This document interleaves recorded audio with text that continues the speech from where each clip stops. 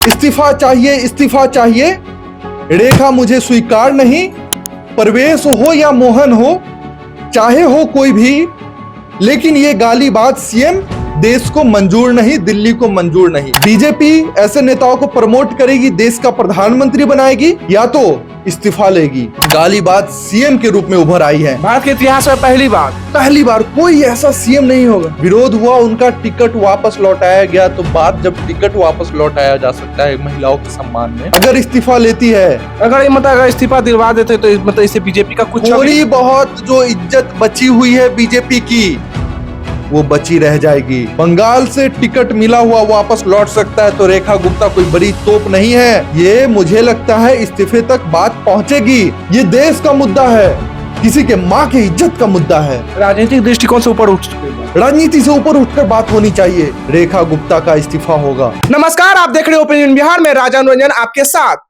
देखिए, अभी एक दिन भी नहीं हुए रेखा गुप्ता जी का सीएम पद का शपथ लिए हुए, लेकिन अभी से जो है उनकी इस्तीफे की मांग तेजी से बढ़ रही है, क्योंकि जिस तरह से उनके लोग जो है, दिल्ली वासी के जो लोग हैं, उनको गालीबाज का टैग दे रहे थे। आइए इन्हीं सब मैटर पर हमारे साथ जो जुड़े हुए शुभम कृष्णा जी, इन सब मुद्दे पर बात करेंगे।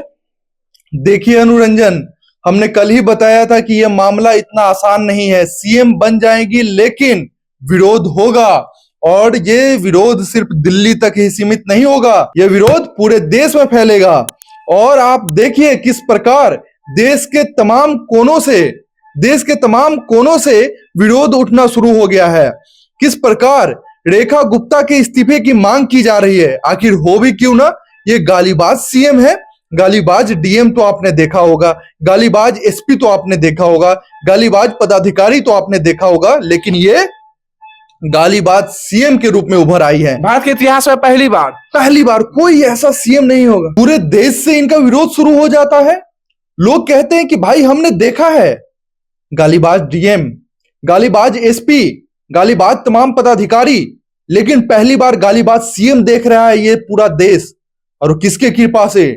ये कृपा है भारतीय जनता पार्टी की। भारतीय जनता पार्टी के कृपा से आज पूरा देश गालीबाज सीएम को देख रहा है, साथ ही विरोध कर रहा है। लोग कह रहे हैं इस्तीफा चाहिए। रेखा मुझे स्वीकार नहीं।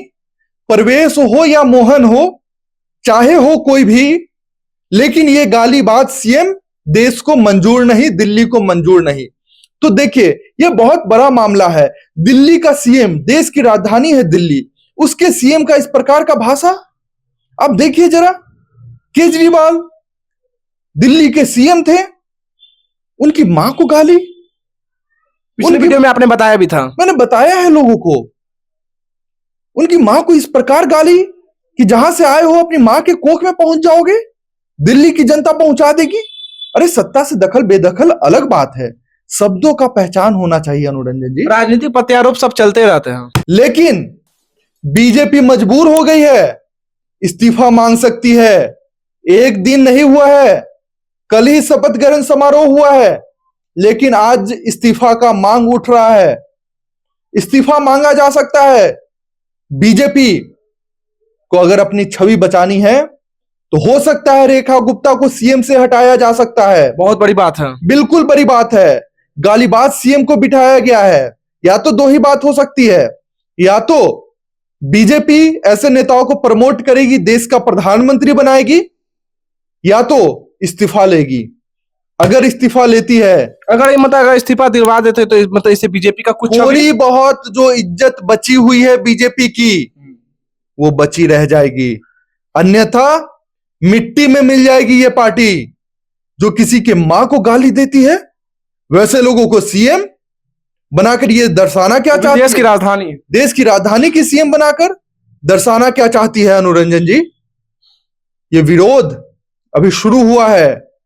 ये मुझे लगता है इस्तीफे तक बात पहुंचेगी, और हो ना हो एक दो दिनों के अंदर ही दिल्ली की नई सीएम, नई नवेली सीएम, भाजपा की यशस्वी नेत्री, गालीबाज नेत्री रेखा गुप्ता का इस्तीफा होगा। आपने देखा होगा बिहार में कार्तिकेय सिंह को कानून मंत्री बनाया गया था एक समय में। 5 दिन नहीं हुआ ठीक से, 1-2 दिनों के भीतर उनका इस्तीफा कराया गया। इस्तीफा करवा लिया गया था। इस्तीफा करवाया गया कार्तिकेय सिंह का। क्यों? तरह तरह के ट्वीट्स सामने आ गए, तरह तरह के धाराएं सामने आ गई, जिसके तहत इन पर केस हो चुका था। लोग कानून मंत्री को पहले से कानून मंत्री ऐसे लोगों को बनाया गया था। तो सोचिए जरा, ये विरोध इतना भारी पड़ा, कार्तिकेय सिंह को इस्तीफा देना पड़ा। पवन सिंह बंगाल के आसनसोल से यही बीजेपी ने टिकट दिया था। बीजेपी को तब तो बहुत अच्छा लग रहा था जब पवन सिंह को घुमा रहे थे राष्ट्रीय स्टार प्रचारक बनाकर। जब टिकट दे दिए, उन पे सवाल उठने लगे, गाना आएंगे बंगाल से, इस तरीके का गाना था, बंगाल वाला पानी, इस तरीके का गाना था, जबकि उतना ये विवादित था भी नहीं। इस पे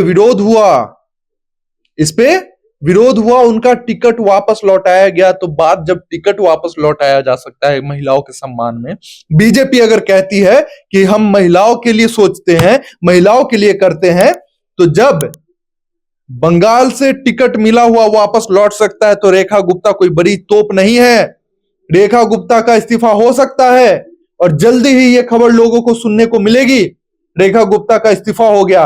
और नहीं होता है तो बीजेपी की धज्जियां उड़ जाएगी, देश विदेश में नाम खराब हो जाएगा। एक गालीबाज को सीएम बनाते हैं, वो कहती है कि अपने जन्म होने का प्रूफ मांग रहे हैं केजरीवाल। अरे केजरीवाल ने इस तरीके से कब बोला है? सर्जिकल स्ट्राइक पर कुछ भी बोला होगा अनुरंजन जी, ये कतई बर्दाश्त नहीं होगा किसी के भी मां के ऊपर।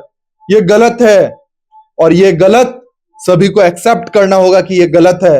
ये कोई पार्टी का मुद्दा नहीं है, ये भावनात्मक मुद्दा है, ये देश का मुद्दा है, किसी के मां की इज्जत का मुद्दा है। राजनीतिक दृष्टिकोण से ऊपर उठ चुके बात, राजनीति से ऊपर उठकर बात होनी चाहिए।